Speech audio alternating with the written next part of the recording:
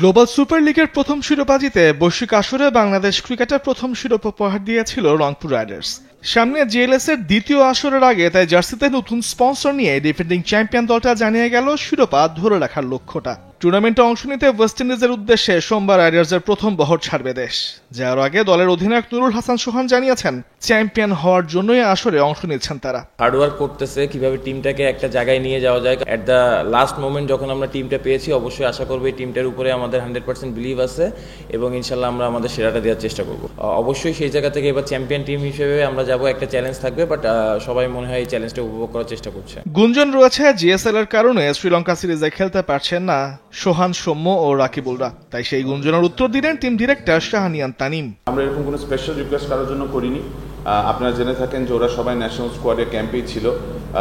আমার সবসময় ওদের সাথে ডিসকাশন হতো যে ওরা যদি আমাদের জন্য যায় তাহলে টিম কিরকম হতে পারে। গ্লোবাল সুপার লিগের দ্বিতীয় আসরের জন্য সাকিব আল হাসানকে দলে নিতে চেয়েছিল রংপুর রাইডার্স, তবে সার্বিক পরিস্থিতি বিবেচনায় শেষ পর্যন্ত এই অলরাউন্ডারকে দলে নেয়নি আসরের চ্যাম্পিয়নরা।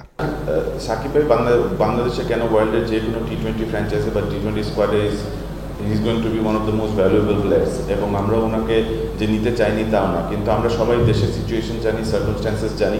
ঘরোয়া আসরে নিয়মিত পারফর্ম করে জাতীয় দলে ফেরা হয়নি সোহানের। প্রশ্ন ছিল সেই আক্ষেপ নিয়েও। আমি যদি আর কোনো সময় ন্যাশনাল টিমে নাও খেলি, আমার এটা নিয়ে খুব একটা আক্ষেপ থাকবে না, কারণ আমি সবসময় চাই যে আমার টিমটা ভালো জায়গায় যাক। আমি চাই বাংলাদেশ টিম যে খারাপ ডিফিকাল্ট টাইম পার করতেছে এই জায়গা থেকে বেরিয়ে আসুক এবং বাংলাদেশ ক্রিকেট যেখানে থাকার কথা ওই জায়গাটায় যাতে থাকতে পারে। কাউন্টি ক্রিকেটের ব্যস্ততার কারণে এবার রংপুরের দায়িত্ব পালন করতে পারছেন না সাবেক কোচ মিকি আর্থার। নতুন কোচ হিসেবে 6 জুলাই দলের সঙ্গে যোগ দিবেন গ্রেগ স্মিথ।